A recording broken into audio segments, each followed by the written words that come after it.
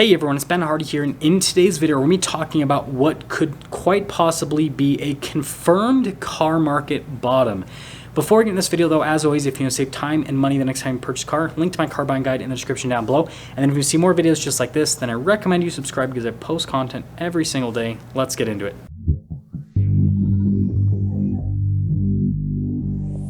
So I just posted a video talking about the recent Federal Reserve meeting. If you haven't seen that video already, then I recommend you go and watch it so you can get up to date on everything. But just to quickly go over some key pieces of information that will be important for this video. In that meeting, the Federal Reserve raised interest rates, well, the federal funds rate by another 50 basis points, which means that's going to put even more downward pressure on the car market. And in this meeting, the Federal Reserve basically said, hey, we're going to continue to raise rates. Everyone thought that this was it, but no, this is definitely not it. They said that they plan on getting that federal funds rate over 5%. And they also said they're going to do that incrementally. And so it sounds like we're going to get another basically rate increase at the beginning of next year and then a few months after that. And so by the middle of next year, we're basically going to be at that target range of about a 5% federal funds rate.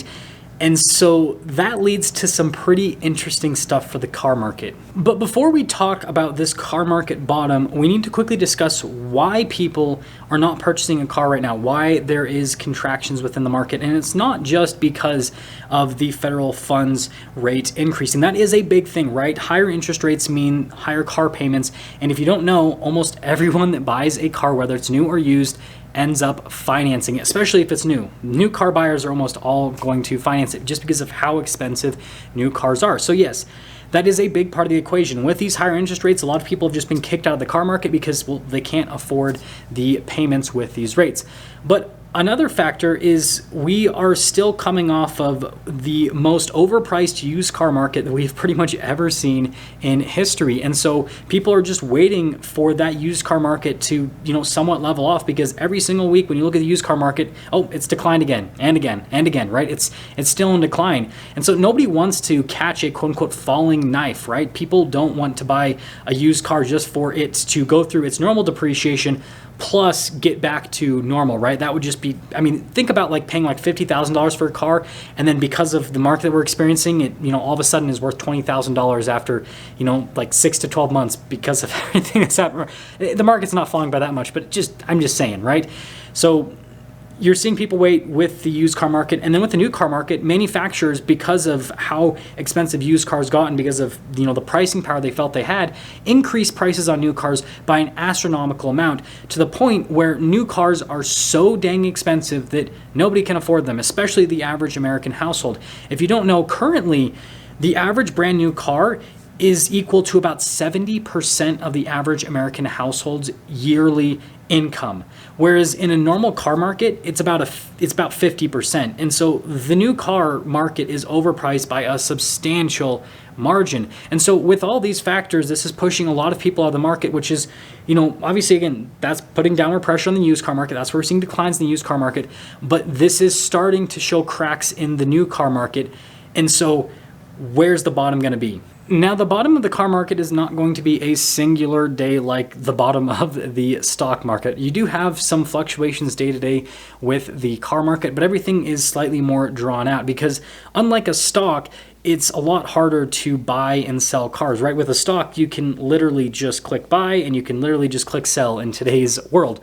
Whereas with a car, right, if you want to buy a car, like you have to go into a dealership, you got to get a title after you buy it, right? There's a lot of paperwork associated with it. And so like, I know this because I currently am selling a car that I recently bought, and like, it is such a hassle. Like with the car that I personally bought, I paid cash for it, and the quickest turnover time that I could have selling this car is literally almost a month, because it has taken that long for me to get the physical title to this car and then basically figure things out with the buyer for this car. Like it's not a fast situation whatsoever. So all that means for you guys is that the car market tends to be a little bit slower with how it reacts. And if there is a bottom for the car market, it's going to tend to happen over a slightly longer time. But just like the stock market, people aren't really going to know that it's the bottom of the car market until, usually like 6 months to a year after that. And then they're going to be like, oh, I should have bought a car then, right? This is exactly what happened after the Great Recession, right? The recession happened, and then basically a few years later, the car market bottomed out, and you were able to get some really cool cars for really cheap. And then they started to go up, and then people realized, oh, I should have bought, right? Should have bought in 2011, should have bought in 2012, but right, hindsight is always 2020. However, with all of the information that we have at hand, we can somewhat speculate when this, car market bottom is going to hit, when the quote unquote buying time is going to happen. And I guess not financial advice. So the Federal Reserve has basically stated that they, again, want the federal funds rate to be over 5%.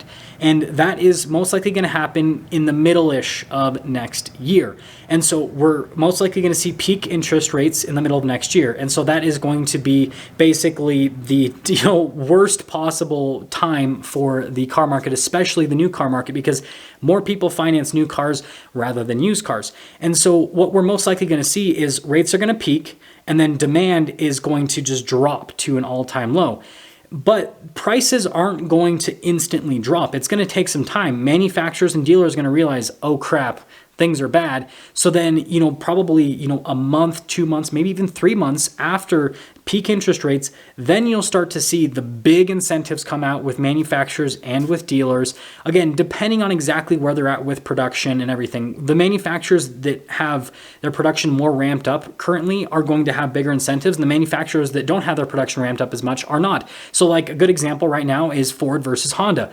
With Ford right now, there are quite a few vehicles at Ford dealerships. And so chances are you're probably going to see some incentives on Fords around that time, or even before that time, frankly, with everything that's happening. Whereas with Honda, there are more Hondas on Honda lots, but not that many, right? Inventory is still pretty dang constrained. And so the chances of you seeing any sort of incentive on a Honda, it's a lot less, right?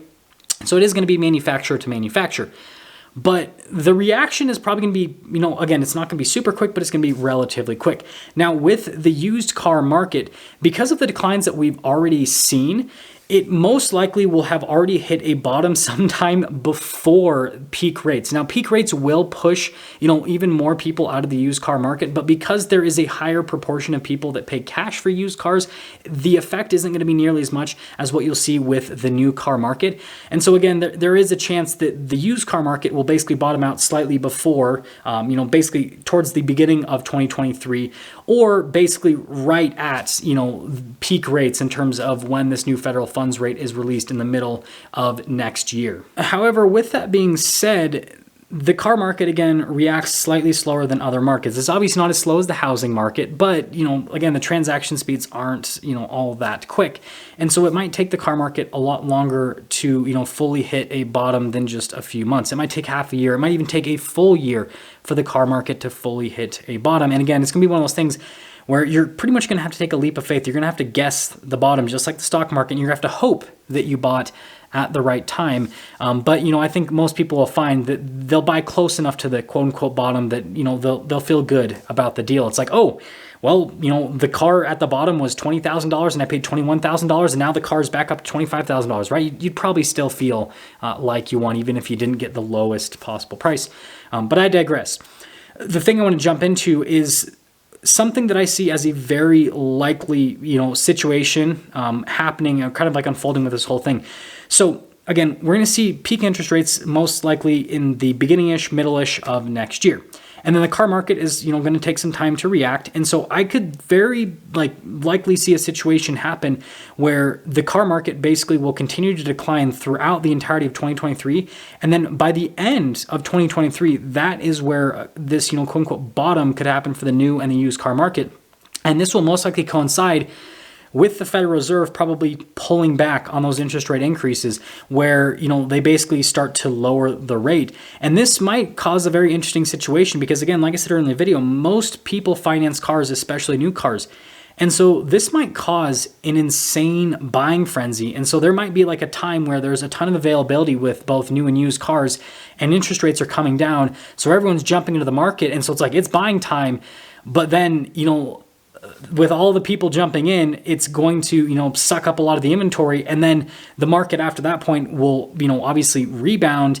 and then probably basically normalize. And so I see that as a very plausible situation with everything that's happening, and frankly, with all of the people that are watching the car market. Because something that I need to state, that I have stated in several videos, is the market is being watched far closer than it has ever been in the past. Like, the fact that I have this channel that is basically dedicated to talking to the car market, I think should show that. I mean, just 5 years ago, the average person didn't care about the car market. They weren't paying attention to what was happening in the car market. They just bought a car when they needed to buy a car. Whereas now, there's a large group of people that are kind of like waiting. It's almost like they're, again, trying to time it just like the stock market.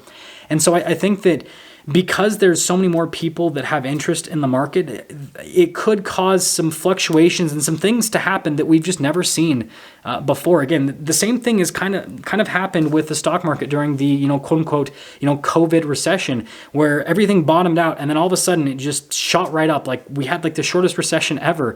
And so something similar could happen with the car market. We're kind of in, I hate it when people say this, but I'm going to say this. We're kind of in unprecedented times in a way. So in terms of how you can use this information to help you out as a buyer, like I've been saying throughout this entire series, if you are going to be, part of that large percentage of people that finance a car, you always just need to run all of the numbers. So you need to always find your total out the door price with everything on a car: tax, title, license, fees, everything, and how much you're going to pay in interest on that vehicle with all those charges taken into account. So you know your total cost into that vehicle, so then you can make the best possible educated decision with that vehicle, whether it is worth it or not. If you are a cash buyer, then yeah, I still think that it's just waiting time. I think that just be patient and just keep looking at the market and understand that you're probably not going to be able to buy at the true quote unquote bottom of the market, but you'll probably be able to get close enough to where you're getting a really good deal on a car, all things considered. And again, I'm starting to see this happen. Like, there are a lot of cars that I think that long-term are extremely desirable that are starting to get in price ranges where it's like, that's a pretty good deal. One example I'm going to give that's a car that I really like, that I hope the prices continue to come down on, because like, I want one to get cheap enough where it's like, it makes sense to jump into, is the Shelby GT350 Mustang. Those cars basically brand new were $60,000-ish, depending on the option. Some of them were in like $50,000 range, and dealers were charging $5,000 to $10,000 over sticker for them. I'm talking about a regular GT350, not the R version. And before COVID, they were in the $40,000 range. And then after COVID, they shot up, but now they're back in the $40,000 range. And, maybe they'll contract even more, but that is like one of the most special Mustangs ever built. It has a red line of over 8,000 RPMs, and I know I'm like talking about a car when I'm supposed to talk about the car market, but the point that I'm trying to make is there are some cars that are pretty dang special that are most likely going to be like collector items in the future and everything that just aren't worth all that much money, because like, there just isn't enough money being pumped into the car market right now to make them worth what they'll probably be worth in the future. So anyways, be patient, do the math. I guess maybe I should make no, I don't want to make a shirt. I feel like that's being too much of a sellout. I'm not going to make a shirt, but do the math. I'll see you guys.